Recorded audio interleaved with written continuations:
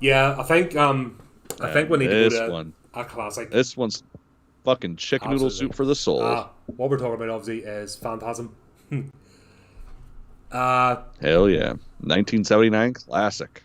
Only thing is, thing that had me concerned is I watched the remastered edition as fucking Bad Robot, so that man's fucking Jar Jar Abrams was involved. But thankfully, no lens flare, Mhm. so we didn't add in loads of lens flare and fuck it up. So Nope. Only thing they did was just upgraded an original negative to 4K, and yeah, good to go. It was actually pretty fucking sweet. Like the first time I actually saw the remastered edition was in a theater with Don Coscarelli. Like that shit was nice. fucking cool. Yeah, he is a very, very nice guy. Like you just kind of want to hug him when you see him. He looks like he's a good hugger. This is one of those movies that has always been with us, and the pop culture references Hmm. have always been with us, but we don't see them unless you bought the DVDs. You don't get to see it that often. Like it's one of those ones that's been tucked away, and you have to go looking for it to actually watch. So the casual viewer Yeah. It- may not have seen this movie. It's quite possible that mhm. you have went through the 80s and 90s as a just a casual moviegoer or film buff without being a horror fan and not have seen this movie. Just for some reason, Mhm. they've managed to keep it tucked away. I don't know why that was. Because it doesn't really show on network TV throughout the time. You don't get it. Only recently do we Mhm. get it in Shutter, and they just got the whole lot, which I thought Yeah. was the purpose of Shutter.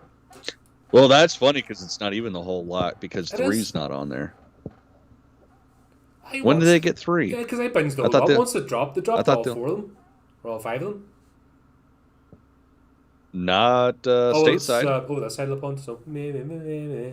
Three's the Yeah, fucking so trippy one, yeah, because because it's like different licenses. So basically, when we got it stateside on Shutter, there was the whole Joe Bob marathon, and they just kept making jokes about how three wasn't in there I or think there two. was One of the, yeah, I think it was three. over here they have dropped three, but I think it was like they dropped all the rest of them first, and then it was a week or two later, three popped Mm, in. But we gotcha. have all of them. I mean, I don't care. I fucking own all of them anyways on Blu-rays, so it Yeah, doesn't but matter to me. it's Although I was late and I didn't dig it the out last point night. is that generally, as a normal like a milk Mhm. toast moviegoer, unless you go looking for this movie, you're not going to see it. You know what I mean? That's Mhm.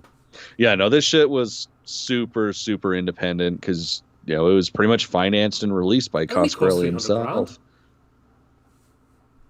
It cost 300 grand to make, and it made 22 million at the box office. That is impressive. Hmm. Like when you think Yeah.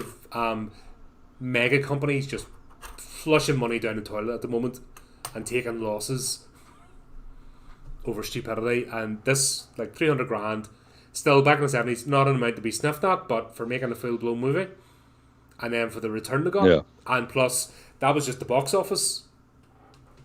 The fact that it's become a Hmm. cult classic and sales of Blu-rays and everything else since, and just the pop culture reference. This is one of those ones that's been a pop culture reference for decades, and I think a lot of Oh people yeah, actually refer to it without actually seeing the movie.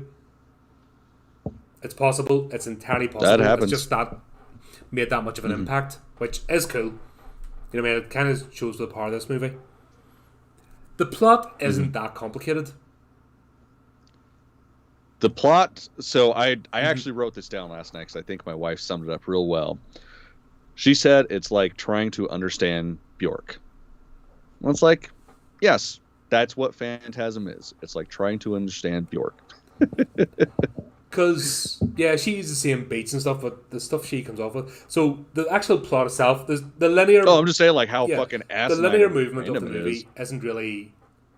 It moves between like two locations: the house, the Hmm. mausoleum, and the stretch of road, and the bar. There's about four locations in the Hmm. entire movie.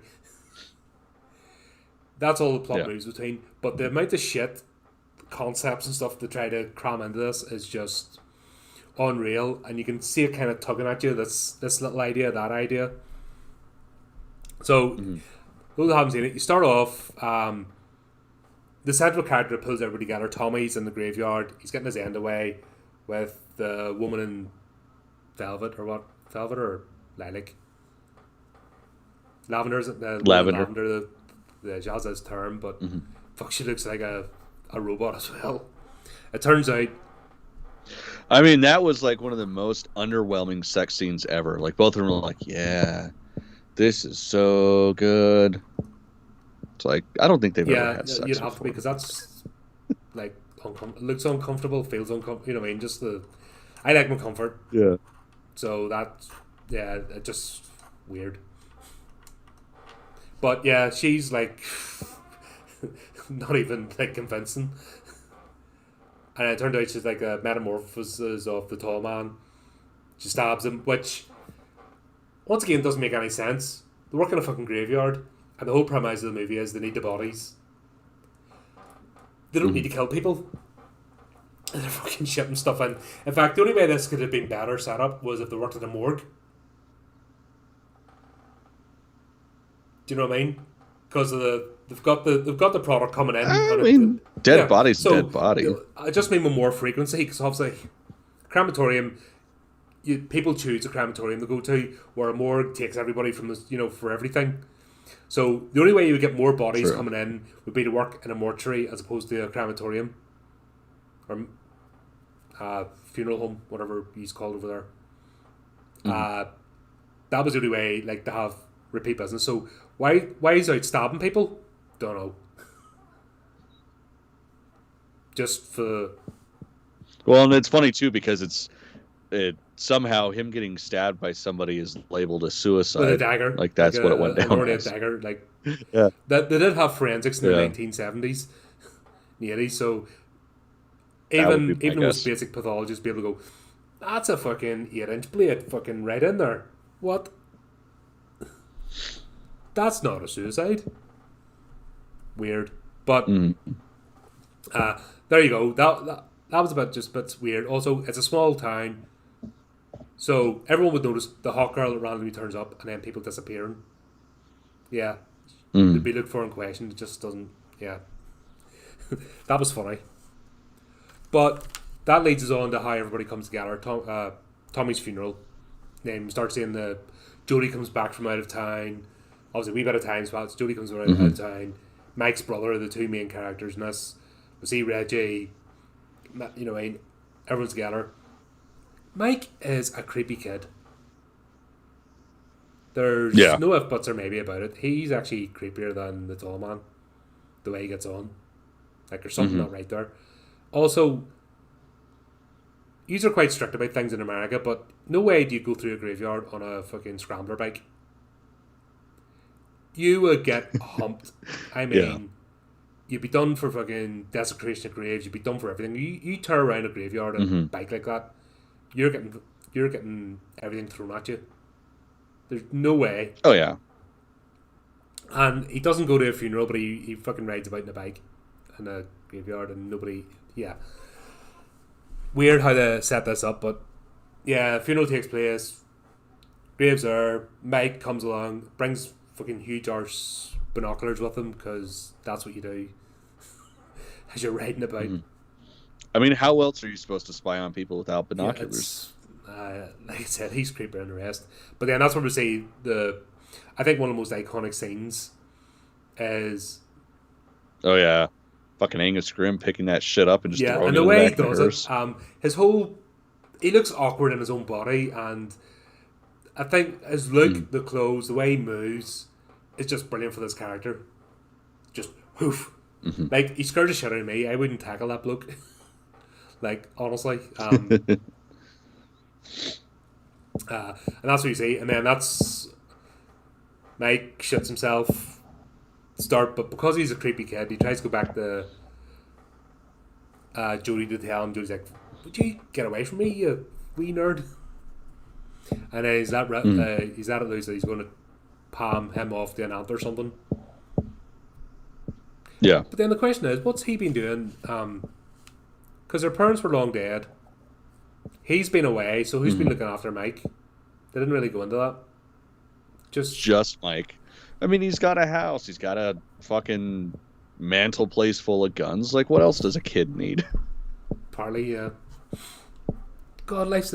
I love the way these movies paint life out to be simple, and I love the way they always have people with money problems living in huge houses, like loads of shit, and 2 cars, 3 cars at the door. But we've got money problems.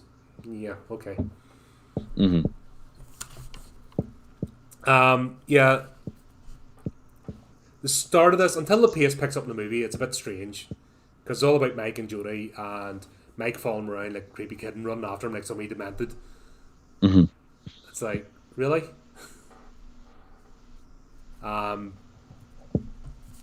Then obviously Jodie doesn't believe Mike. Mike decides to go back and get evidence. So of course, what do? You go to the mausoleum at night time because I mean, that's that the works most out best logical for thing to anybody do. in any horror movie ever. That's always the way to go.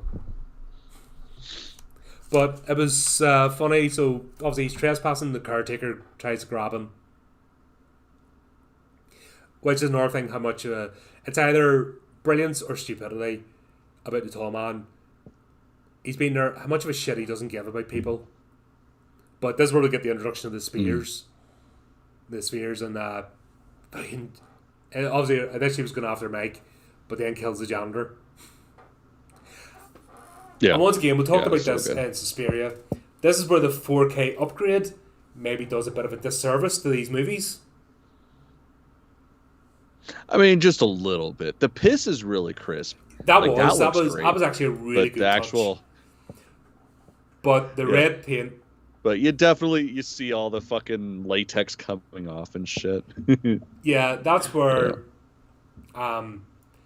it's okay transposing these things to 4K, but I think you need to kind of go over it and maybe put in a filter at certain points. Because I don't think so. With the whole dog scene, like the original mist and the graininess covered that up, but then when they digitize it, it brings it all out, like, you know, special effects. So I think I need to maybe figure out, just fine tweak. It doesn't really need much work, but just a wee over scenes of gap. I think I need to put a bit of a filter over.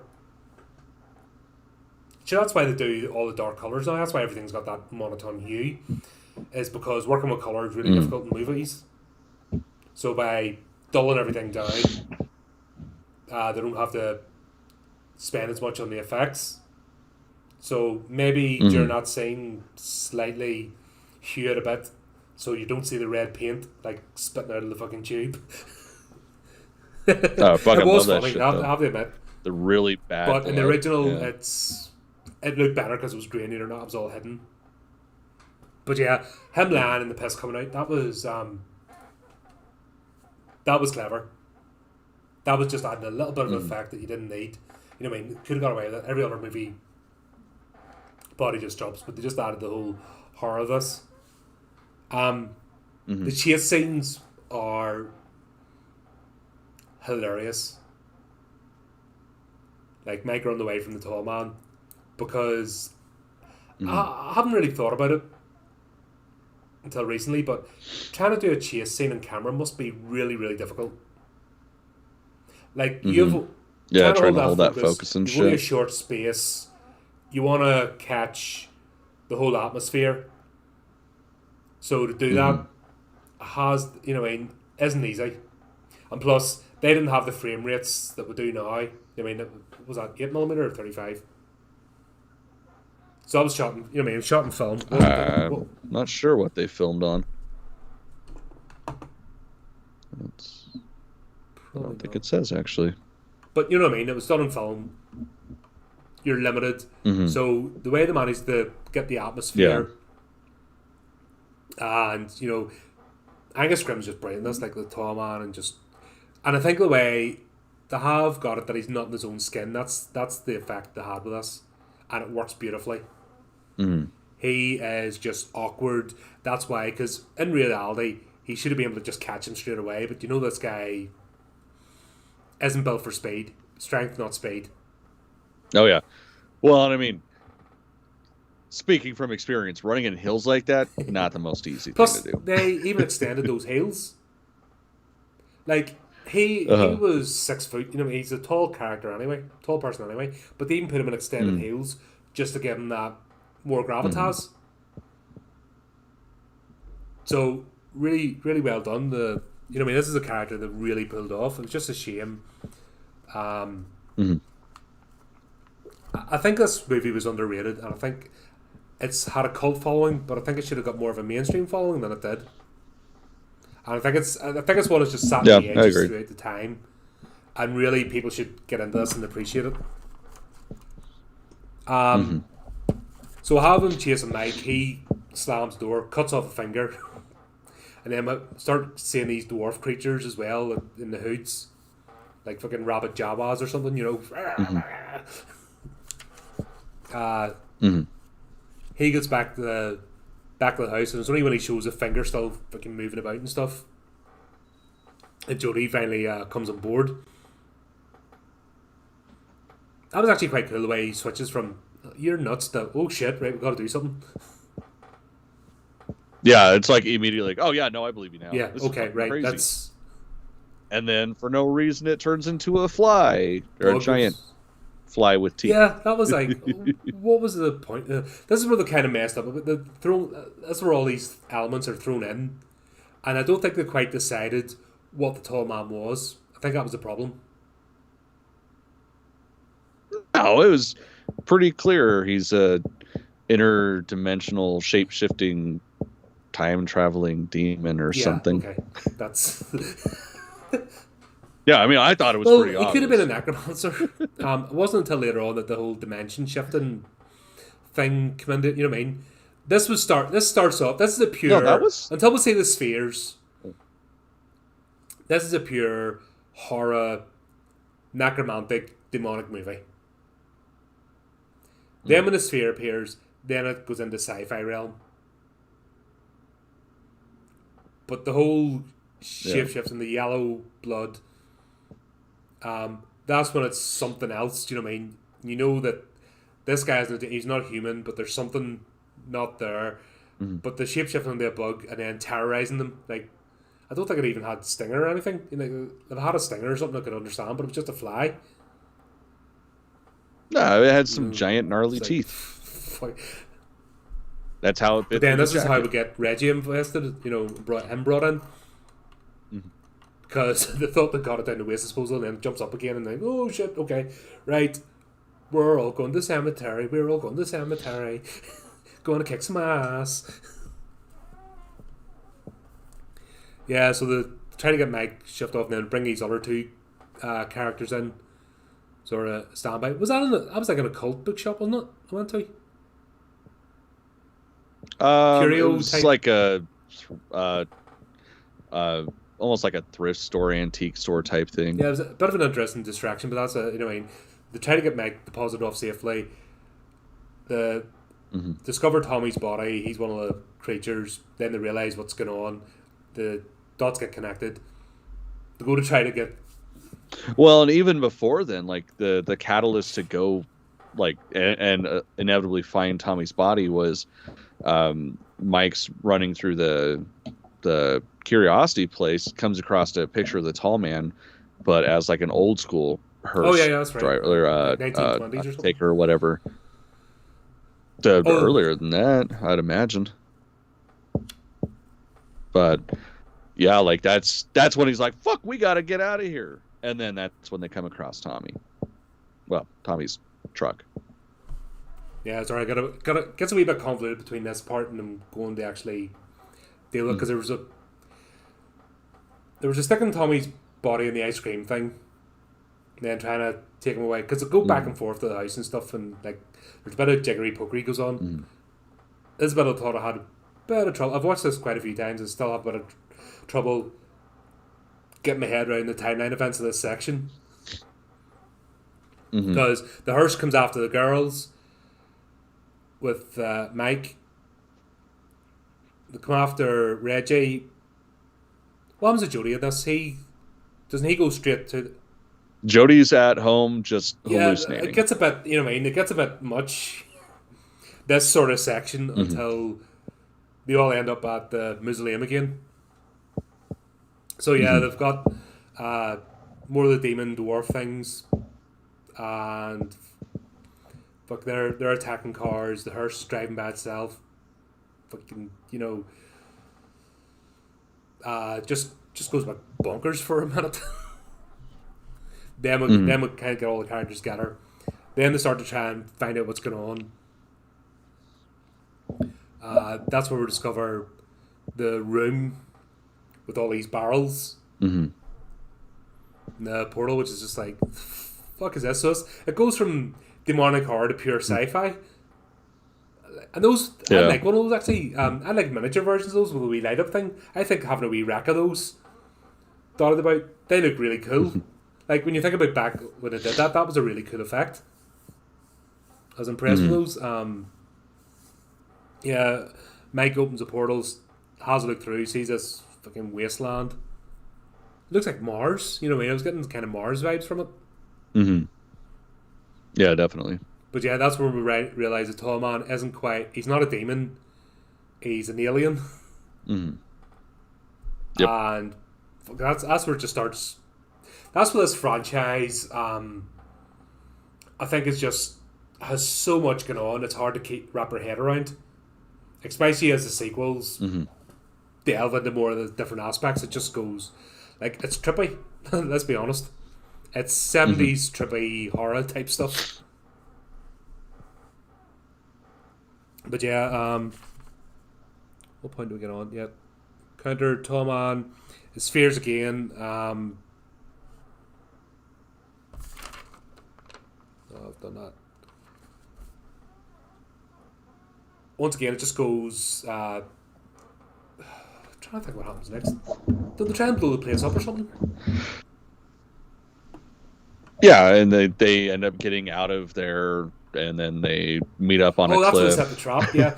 But when they go there, the Tall Man appears as a girl in lavender again, stabs Reggie, because why does he need to shift into her? You know what I mean? He could have just done it himself. Because he was able to sneak right up on her, so didn't make sense. I think he just need to, obviously, want to give an actress another shot. Give her another couple of scenes. Well, and it was an easy way to get Reggie to trust him and inevitably get murdered by him. Or like, try. Small brain thinks for Reggie, but we'll discover that quite quickly. Yeah. What I don't get is when Reggie activates the portal, because when Mike did it, he just fell through.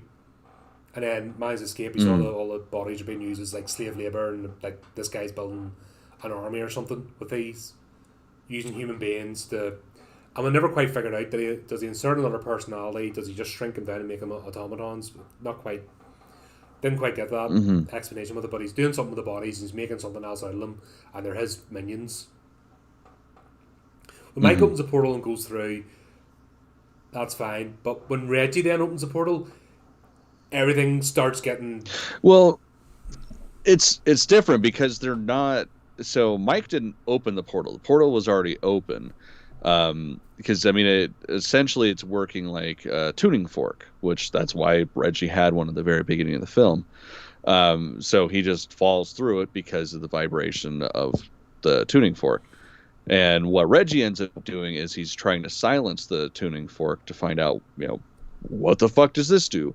And then that's when the chaos ensues. Like, it's almost like trying to rupture the portal and then it reacting negatively. So that's when the wind and all that shit happens. Yeah, like I said, this is one I have trouble wrapping my head around certain parts of it. I'll not lie. And I'm not pretending to be all-knowing. It's like, I couldn't quite figure out, like, what's the difference? And why all of a sudden did it go?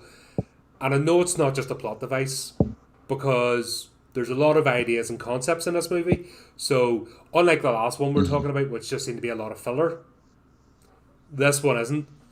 This is a really massive, massive, massive idea crammed into a movie. And hence why the franchise goes in so many different directions, because there's so many different ideas, which I think might be its detriment in a sense, because there is a lot to take in. If they had maybe stripped it down a bit, I think the whole sequels would have flowed better. But because it's so much going on, they're trying to give each idea its bit of space it is a tricky movie to follow. Doesn't mean it's not fun, because I love this movie. Yeah, no, this is something I watch at least 2 or 3 times a year. You watch this again and just go and really enjoy it, and even just to switch your brain off and not think about it, it's a good movie to watch. To think about the certain elements, it's a good movie to watch. You know what I mean? It is a classic. There's no if, buts, or maybes about it. The only thing that takes me out, so sorry, excuse me.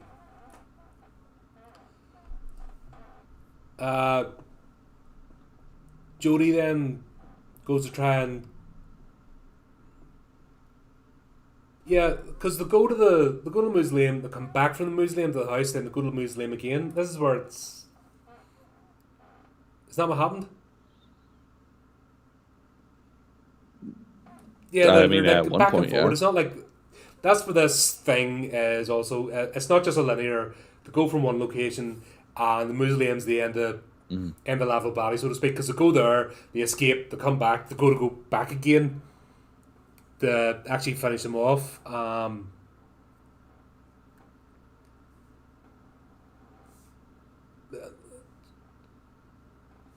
At this point, this is when they're setting the trap for him.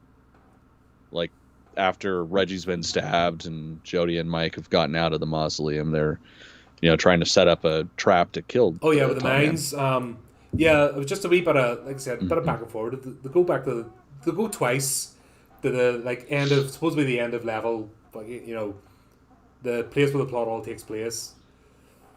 Then that's when oh shit, right, we got to try and catch this dude. And then they go to the mines, set up the cover, and basically it becomes Predator. You know what I mean? It was like yeah. Basically becomes fucking Predator, where Arnie's run away from the first movie, setting all the traps. I have to admit though, those polystyrene rocks are hilarious. Oh, they're totally believable. Okay. I don't know what you're talking about. We'll agree to disagree on that one. Once again, this is the 4K upgrade where it kind of removes. That's what I'm saying. They need to refine this process. They need to scan over it. What I'm saying is, we don't want the movies changed. What they're doing is they're digitizing so that, because obviously film degrades, and there's been so many movies lost over centuries now of movie making. It makes sense to do it, but where the original film, physical medium film, hid the effects, the 4K is bringing it right out into your face. Yeah, best example is Flash Gordon. That's difficult to watch. Anyway. I mean, that's true. It's very difficult to watch to begin with, but it's even worse upgraded. Oh my god. See, but the argument to something like that is like, what happens if, like, we all have a problem with George Lucas doing that shit. I mean, granted, he went real heavy-handed on upgrading shit, but it's like, where's the line that it's acceptable and it's not? But that's acceptable? Art, you know what I mean? All I'm saying is, you need someone to take a screen across and go, okay, this seems problematic, and I think filters can help. I think having a filter just to tone it down a bit during those type of scenes will help. It doesn't have to be. It doesn't have to be in your face. Yeah, the problem with George Lucas is he shot his load. He shot his creative load after Return of the Jedi. Let's be honest. And he just spent his time fucking about, going over the same shit over and over again, and not coming up with anything new. And that's with his downfall. We saw it with the prequels.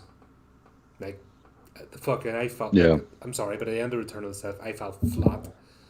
I wasn't excited for the next, I was just like, fucking, he ran out of ideas, and then his own hubris, the people he had helping him out at the start, he didn't need anybody. He's doing it all himself. He's the big fucking swinging ding-a-ling, and that's where these things go wrong. All I'm saying with these type of movies is, when you're doing the 4K upgrade, is maybe have a scan over it at the end, and a few simple tweaks. Don't change it, just tone it down a bit where it's been brought up too much. Job's done. Especially when you're using old special effects. because it does age. And that's where, back to way start of this episode, I was talking about Stephen King, Salem's Lot. That's a film that can do with a remake because those effects age really badly. Cujo, the effects age really badly. What else? Christine's still a good movie. That holds up. Yeah, Christine holds up so well. It's timeless. Next to The Green Mile, I know it was a more recent one, but that holds up. That's a timeless one. The Shining holds up. Yeah. But I would argue that's not even really Stephen King. Like, that's just a straight up Kubrick film. Like the Stephen King Shining, that doesn't. Oh, the series, yeah. Yeah. He's an odd one. The things he gets upset about, and then the things he thinks, like he got upset about Lawnmower Man, like the point where do not put my. Why wouldn't you be upset? Where he made a fucking fantastic movie out of a shit 20-page story. Was it even 20 pages? No, it was a 14-page story. I don't even think it was that long. A tiny story that you could. It would have been a Creepshow episode. But it wasn't even a good. It wasn't a good story. Where I can't remember the director's name, but he made it into a much better epic. Now the sequel, we'll not talk about that because that was. Oh fuck! I still haven't seen the whole thing. That's my thing. I get past the tube when he goes into the it was almost like Tron, where he gets fucking brought into the land, and I just can't get past. I can't watch a movie the whole way through, and I've got it. It's all over streaming. You can watch it if you want, but fuck, I can't. I can't get past a certain point, past the subway scene, because it's a painful movie to watch. But the original one with Pierce Brosnan, that was great, and great concepts for the time, and we're still messing about with VR now, so that still holds up today. But Stephen King got really upset about that movie because it wasn't true to his shitty 10-page story that was actually pretty awful. Which you've read it, haven't you? Yeah, so fucking man takes his clothes off and eats fucking grass, pretends to be a goat. And because the guy sees it, he gets killed. Fuck off. Just fucking weird. Yeah. But yeah, back to this movie, they get that point that tall man chases him, fucking falls into the trap, the fucking ball staring.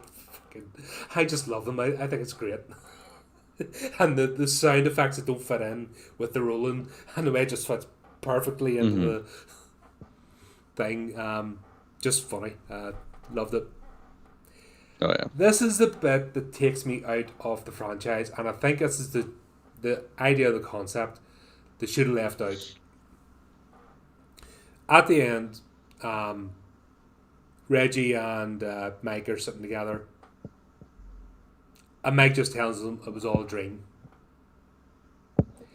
That, to me, because we have seen enough as an audience, because if you're going to do bended reality, you have to keep the audience guessing. But we have seen the tall man operate. We have seen everything going on. So we know it's actually happening. So to bring that in at the end didn't help. I don't think it really added anything. They should have just went with, thank goodness, at least we can move on with our lives. But I don't know why they killed Jodie randomly. That, I know it becomes a setup for the sequels, the whole interaction between the two of them, but they should have just killed. If they're going to kill Jodie, they should have just killed Jodie. This making it that he died in a car accident, and this never happened, and your thing just fucking, I didn't enjoy that aspect of it. It's the only part of the movie I don't enjoy. And it's the only trope that they carry on with the sequels, which I think ruined the franchise. It's something that could have been left out. Well, it's one of those things that, even in most film schools, they'll tell you, don't ever fucking do that shit where it was all a dream. Because that makes the entire fucking movie pointless. Now, back to Star Wars. If they do that with a sequel trilogy, please do. Luke Skywalker wakes up and goes, "Oh, what a horrible dream!" Oh, right, and then fucking get back to basics. That'll be okay in that respect. Please do that. I guess I could. But in this case, no. It didn't work. it was just it just took out of the whole thing because it didn't make sense. We as the audience know that this is happening. We as the audience has been there, and the other scenes with the tall man and what shit he's up to, especially the girl in lavender stuff, we know it's not a dream. So to do that with a character didn't make sense. But the ending scene, like, we'll have to. This has to be a classic of horror movies. Like, best scene ever. Where Mike goes up to the bedroom. And I love mirror scenes. Mirror scenes are the best when done right. And just at the end, he just turned around, sees the tall man in the reflection, and it's just like, boy! Yeah. Brilliant. And actually, they could have left the movie there and not made any sequels. And that, this movie, like, it is, like, we're still talking about it fucking 30 odd years later. Brilliant. Mm-hmm. Like I said, my only complaint is that scene where they made it all a dream just was weird. It didn't fit in. And then they tried to play with the concept throughout the sequels, especially in the third one.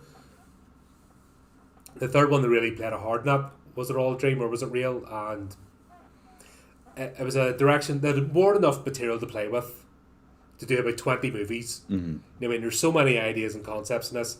There's 20 movies worth of material to mess around with. They didn't need to bring that element into it. Oh. Yeah, I was even fucking coughing and sorry folks, we're sick. Yeah, I love it. We're sneezing and coughing and blurting and blah. Because that's how professional we are. Yeah. But all in all, this is a classic. I love this movie. And apart from Ravager, even the franchise, like the direct sequel to this, Part 2, brilliant. The way they did that there.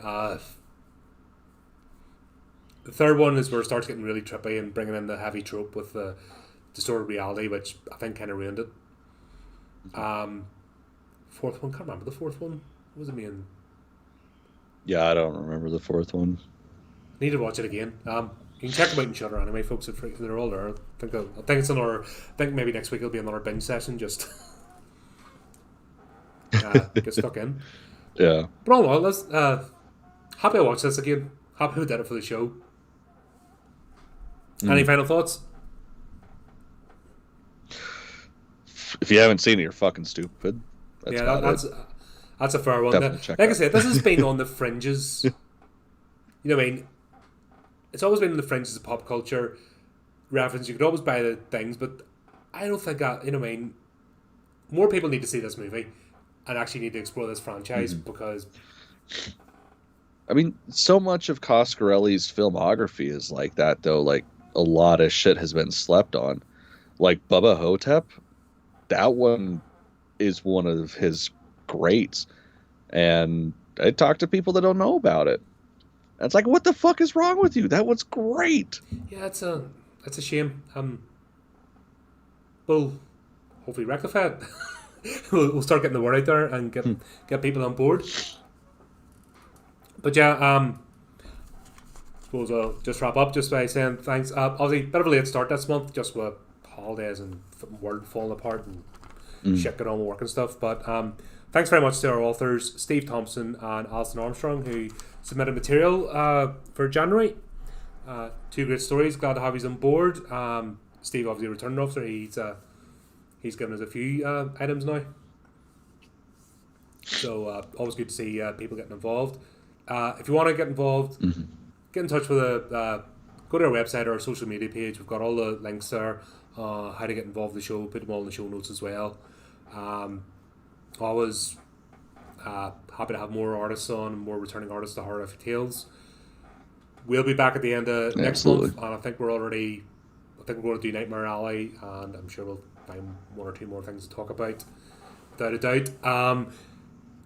Haunted Grove will appear at some stage, I think, during the month. Yeah, it's just going to be a random ad hoc thing, and it'll either be Adam on his own doing something, or a combination of the three of us, or all three of us. It'll be just random shit that appears. We'll throw out there. It won't just be movies. It'll be games, books. Fuck, we'll do something.